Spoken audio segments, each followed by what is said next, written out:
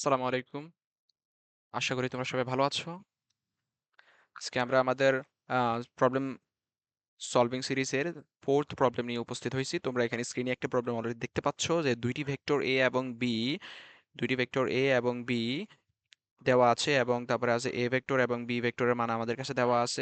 Sorry, এ vector এবং B vector dot product আমাদেরকে দেওয়া আছে। এ ভেক্টরের মান 5 একক এবং বি ভেক্টরের মান যদি 7 একক হয়, তাহলে আমাদের এ প্লাস বি ভেক্টরের মান নির্ণয় করতে বলছে এবং এ মাইনাস বি ভেক্টরের মান নির্ণয় করতে বলছে। এটা দ্বারা তো কি বুঝে তোমরা জানো, এগুলো হচ্ছে মডুলাস সাইন। আশা করি তোমরা এগুলো বুঝতে পারো।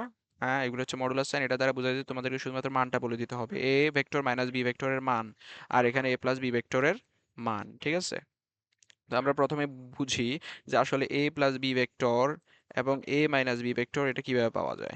আমরা তো জানি দুইটা ভেক্টর যদি এ এবং বি, দুইটা ভেক্টর, এটা একটা এ ভেক্টর, এটা যদি বি ভেক্টর, দুইটা ভেক্টর আমরা কল্পনা করে নিলাম, ধরে নিলাম, তাহলে সামান্তরিক বিধি অনুযায়ী এই দুইটা ভেক্টরের যে লব্ধি বা রেজাল্টেন্ট ভেক্টর সেটা হচ্ছে A vector plus B vector. তাহলে সিম্পলি আমরা বলতে পারি যে এটা হচ্ছে রেজাল্টেন্ট ভেক্টর বোঝায়। আর এটা কি বোঝায়? এটা হচ্ছে দুইটি ভেক্টরের বিয়োগফল বোঝায়। এটা কি বোঝায়? দুইটি ভেক্টরের বিয়োগফল বোঝায়। এটা দুইটা ভেক্টরের বিয়োগফল বোঝায়। ঠিক আছে, আচ্ছা। তো এগুলা কিভাবে আসে? A A plus B vector, A vector plus B vector এবং A vector minus B vector, এগুলো কি কোথা থেকে আসে ওটা একটু বোঝার চেষ্টা করি প্রথমে। যেহেতু আমাদের সিরিজটাই এমন যে শুধুমাত্র আমরা এখানে প্রবলেমই সলভ করবো না, সাথে সাথে এই প্রবলেমগুলা যে ভিতরে যে কনসেপ্ট আছে ওই কনসেপ্টটা আমরা নিংড়ে বের করার চেষ্টা করব। ঠিক আছে, কারণ কনসেপ্টই হচ্ছে সবকিছু। Concept is power. তোমার যদি কনসেপ্ট যদি ভালো থাকে, তুমি যে কোনো ধরনের প্রবলেম সলভ করতে পারবা। আর বুয়েট বলো, যে কোনো ধরনের অ্যাডমিশন টেস্ট বলো, যখন তোমার আম, তখন প্রেশার অনেক হাই থাকে, তখন মুখস্থ বিদ্যা কাজে আসে না। তখন যেটা কাজে আসে সেটা হচ্ছে কনসেপ্ট। সো সব কিছুর বিষয়ে কনসেপ্ট, অর্থাৎ যে কোনো টপিক তুমি পাও না কেন, যখনই তোমার প্রশ্ন উঠবে, তখন মনে যখন প্রশ্ন উঠবে যে কোনো টপিকের বিষয়ে, তখন ওটার উত্তর খোঁজার চেষ্টা করো। ঠিক আছে, কনসেপ্ট কনসেপচুয়ালি নিজেকে অ্যাপ্রোচ করো, যে কোনো প্রবলেমকে কনসেপচুয়ালি অ্যাপ্রোচ করো, তাহলে তোমার অ্যাডমিশন টাইমটা অনেক স্মুথ যাবে। ঠিক আছে, তো দেখি কি হয়। ওকে, এখন দেখো, একটা এ ভেক্টর নিলাম, আর একটা হচ্ছে ভেক্টর বি ভেক্টর। এটা তো দুইটা ভেক্টর আছে। আমরা সাধারণত এই গাড়িটা ভালো দেখায় না, সাদা নেই। আচ্ছা, এ ভেক্টর নিলাম এবং আরেকটা ভেক্টর নিলাম বি ভেক্টর। এটাকে এ ভেক্টর, এটা হচ্ছে আমাদের বি ভেক্টর। ঠিক আছে, তো একটা যদি সামান্তরিক যদি আমরা কল্পনা করি বা অঙ্কন করি এখানে, তাহলে এই সামান্তরিকটা যে কর্ণটা দেখতে পাচ্ছ, এই কর্ণটা কি বোঝায়? ওই ভেক্টরটার লব্ধি ভেক্টর বোঝায়। এটা আমরা সবাই জানি। ঠিক আছে, এখন এই বিয়োগফলটা কোথা থেকে আসে, কিভাবে আসে? বিয়োগফলটা সিম্পলি যদি আমরা কি A minus A vector minus B ভেক্টরকে আমরা কিভাবে লিখতে পারি? A vector plus minus B vector. ঠিক আছে, এভাবে আমরা লিখতে পারি।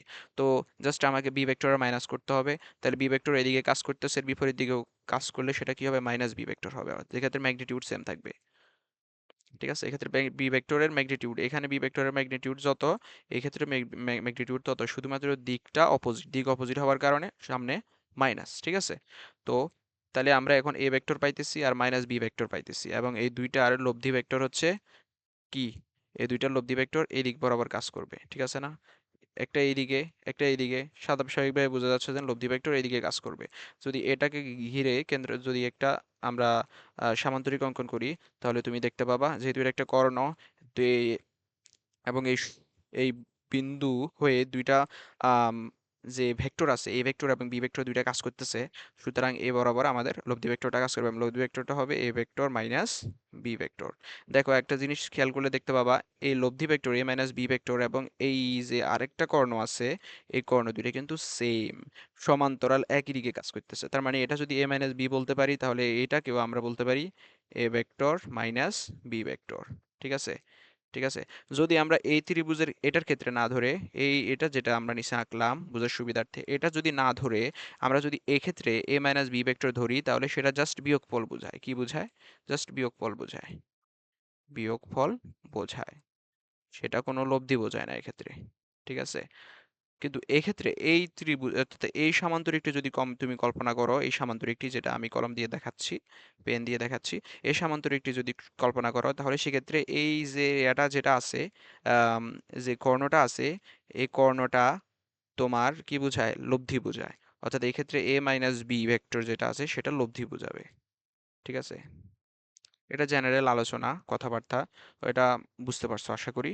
ওকে, এটা গেল। এবারে আমরা আসি একটা নতুন ধরনের আমরা কনসেপ্ট শিখবো, যে কনসেপ্টের প্রবলেমের সাথে ওতপ্রোতভাবে জড়িত, এবং এই কনসেপ্টে যদি আজকে তোমরা আত্মস্থ করতে পারো, তাহলে পরবর্তী দেখবা অনেকগুলো প্রবলেম যেটা তোমরা সামনে ফেস করবে, বিশেষ করে উদ্ভাসের উইকলি গুলাতে কিছু অ্যাডভান্স প্রবলেম আসে, এবং উদ্ভাসের উইকলি ছাড়াও যে বুয়েটের কোশ্চেন আছে, বুয়েটের যে কোশ্চেন আসে মাঝে মাঝে, কোশ্চেনগুলো দেখা যায়, আসতে দেখা যায়।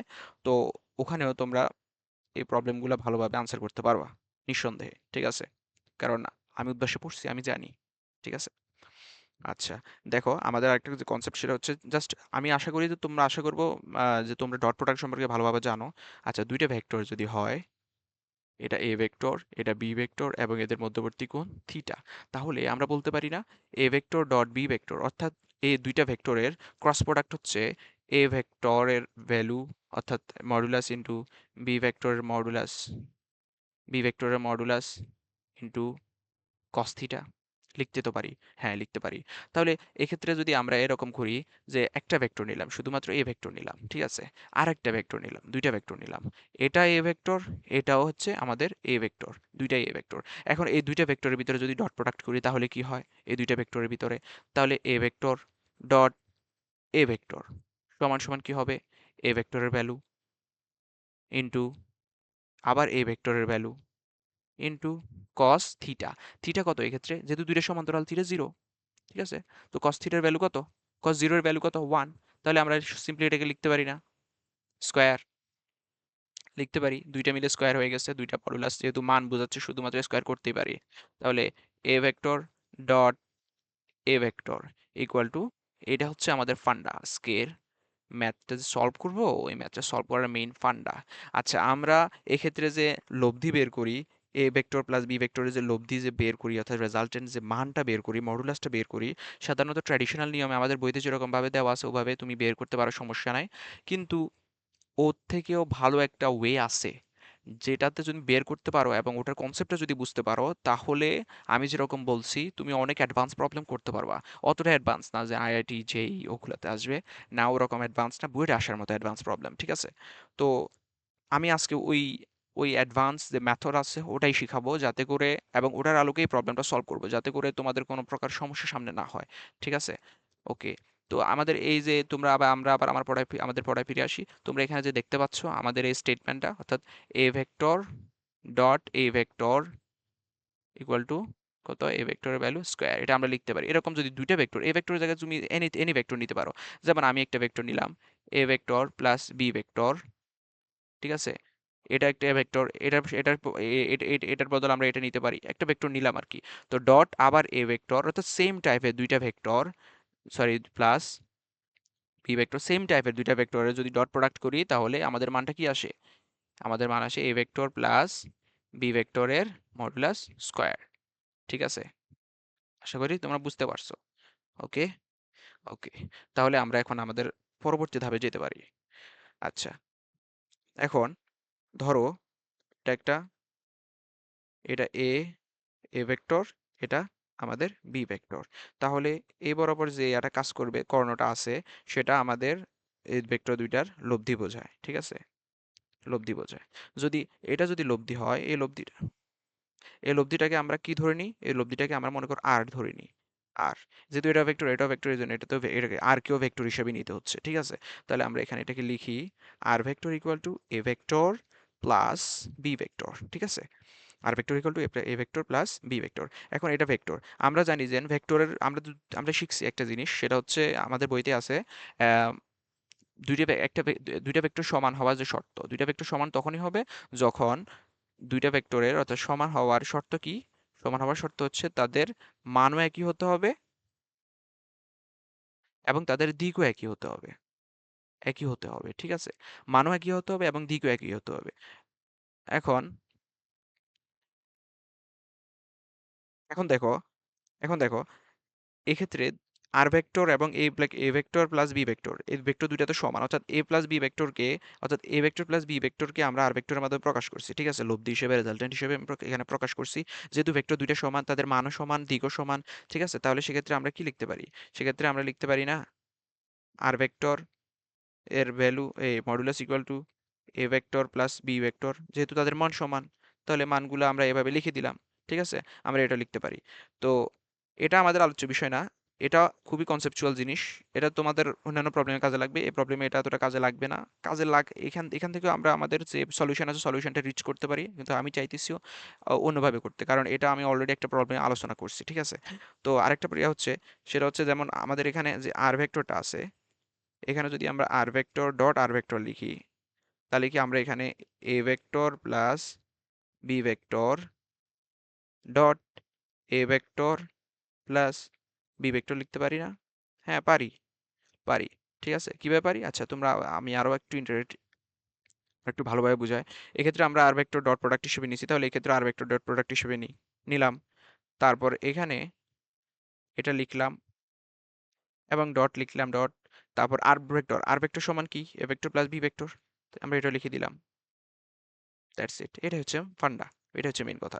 তাহলে আর ভেক্টর ডট আর ভেক্টর আমরা আগে কি শিখছি এর আগের ইয়াতে, সেটা হচ্ছে A vector dot A vector, দুইটা সমান ভেক্টর যদি হয় তাহলে সেটা মিলে কি হয়ে যায়, একটা ভেক্টরের মডুলাস স্কয়ার হয়ে যায়। ঠিক আছে, তাহলে এখানেও আমরা এখানে এটা লিখতে পারি, সিম্পলি আমরা অত কিছু না লিখে আর স্কয়ার লিখতে পারি।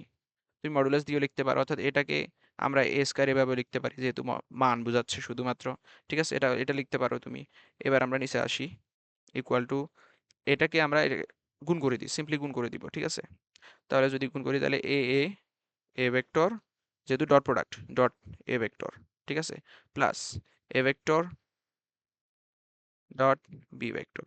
ঠিক আছে, প্লাস গুণ করে দাও, জাস্ট গুণ করে দাও দুইটা, তারপর plus B vector dot A vector plus B vector dot B vector.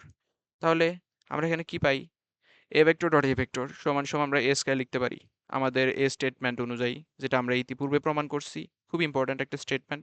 Plus A dot B যে কথা, বি ডট এ একই কথা, তাহলে দুইটাকে আমরা এক হিসেবে ধরতে পারি এবং two into A vector dot B vector লিখে ফেললাম। Plus B vector dot B ভেক্টরের মান কত, বি স্কোয়ার, এটাকে আমরা এইভাবে লিখতে পারি। তাহলে আর স্কোয়ার ইকুয়াল টু কি, A square plus B square plus two into, আচ্ছা A vector dot B vector সমান কি লিখতে পারি, A B cos theta. Theta হচ্ছে যেখানে এটা যদি এ ভেক্টর হয়, এটা যদি আমাদের বি ভেক্টর হয় এবং মধ্যবর্তী কোণ যদি থিটা হয়, তাহলে আমরা A vector A dot B ভেক্টরকে আমরা এভাবে লিখতে পারি। দেখো আমাদের এক্সপ্রেশনটা আসছে না, এক্সপ্রেশনটা আসছে। ঠিক আছে, তাহলে এটা আমরা একটা এক্সপ্রেশন পাইলাম। কার এক্সপ্রেশন পাইছি, A vector plus B vector, যেখানে এ ভেক্টরের মান হচ্ছে আর। তাহলে আমরা এখানে লিখতে পারি না, এ ভেক্টর প্লাস বি ভেক্টরের মডুলাস সমান কি, বি ভেক্টর মডুলাস সমান রুট ওভার, যেহেতু আর সমান এ আর মডুলাস, আমরা এখানে এটা লিখছি দেখো, এটা এটা এখানে বসাই দিলাম মডুলাস।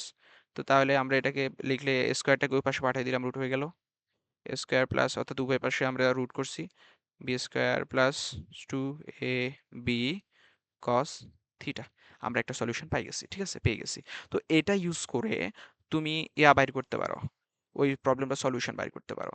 আমাদের এখানে দুইটা আছে দেখো স্টেটমেন্ট, একটা হচ্ছে এটা, একটা হচ্ছে এটা,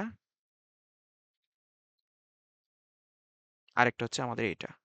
এটার সাথে আমরা পরিচিত, কিন্তু আর এটার সাথে এতটা পরিচিত না, অনেকের মাথায় এই জিনিসটা খেলে না। ঠিক আছে, এই জিনিসটা অনেকের মাথায় কাজ করে না, কিন্তু আমাদের মেইন প্রশ্নে দেওয়া এটা আছে, A dot A vector dot B vector equal to 17.5 একক আছে। ঠিক আছে, এটা দেওয়া আছে। তো আমরা সরাসরি এই ফর্মুলাটা ইউজ করে এখানে এ ভেক্টর ডট বি ভেক্টরের ভ্যালুটা পুট করে দিতে পারি এবং ওখান থেকে আমরা কি পেয়ে যাব, এ ভেক্টর এবং B vector, A vector plus B vector, অর্থাৎ লব্ধি ভেক্টরটা আমরা সরি লব্ধি ভেক্টরের মানটা আমরা পেয়ে যাব। ঠিক আছে, তো আমরা এটা করি, যখন এখানে আসছি তখন এটা সলভই করে ফেলি। আমাদের কাছে আছে কি, এ ভেক্টর প্লাস বি ভেক্টরের লব্ধিটা চাইছে, তো লব্ধিটা সমান কি, A square plus B square, যেটা আমরা আগে থেকে পাইছি 2 into A dot B vector. ঠিক আছে, এখন আমরা এ ডট বি ভেক্টর কত পাইছি, এ হচ্ছে কত 5 স্কোয়ার প্লাস বি হচ্ছে কত 7 square plus 2 into A dot B vector কত, এ ডট বি ভেক্টর হচ্ছে 17.5। তো এখান থেকে আমরা আমাদের লব্ধিটা পেয়ে গেলাম, দ্যাট ইজ আওয়ার আনসার। ঠিক আছে, তো গেল একটা। এখন আমাদের কাজ হচ্ছে এ ভেক্টর মাইনাস বি ভেক্টরের মান বের করা। তাহলে আমরা কিভাবে বের করব, এখন A vector minus B vector, এটাকে তুমি একটা নাম দাও, সমস্যা কি, আমরা একটা নাম দিলাম আমাদের বোঝার সুবিধার্থে, আমি পি ভেক্টর নাম দিলাম, এটার নাম পি ভেক্টর। ঠিক আছে, এটার নাম দিলাম আমরা পি ভেক্টর। তো আমরা যদি আগের মতোই আমাদের একই সূত্র এখানে একইটা কাজ করবে, A vector minus B vector লিখলাম, পি ভেক্টর ইকুয়াল টু, এখন আমরা কিভাবে লিখতে পারি না আগের মতো, একটা ডট নিলাম, equal A vector minus B vector dot A vector minus B vector, ঠিক আছে? তাহলে P vector dot P vector equal to এত লিখতে পারি। এটা আমরা এর আগে আলোচনা করছি, সো এখানে আবার নতুন করে এটা আলোচনা করতে চাই না, তোমরা বুঝে নিবা আশা করি। তাহলে আমরা এটাকে লিখতে পারি পি স্কোয়ার, যেরকম ভাবে আমরা আমাদের আবার স্টেটমেন্টটা আবার লিখে দিচ্ছি, এ vector dot A vector equal to A square, ঠিক আছে? আমরা ডট প্রোডাক্ট থেকে এটা পাইছি, ডট প্রোডাক্ট থেকে এটা পাইছি, এটা নিয়ে আলোচনা করছি। এটা বোঝাটা মোস্ট ইম্পর্টেন্ট, সবচেয়ে ইম্পর্টেন্ট। এটা বুঝছো তো পুরো ভিডিও বুঝে যাবে, পুরো ভিডিও আর না দেখলেই চলবে, তুমি তুমি পারবা, নিজে পারবা, আমি বিশ্বাস আছে পারবা, ঠিক আছে? তো তাহলে পি স্কোয়ার ইকুয়াল টু, এবার গুণ করে দাও, গুণ করে দিলে কি হয়, A vector dot A vector plus A vector dot plus না সরি, এটা minus, minus A vector dot B vector minus B vector dot A vector আর plus B vector dot B vector.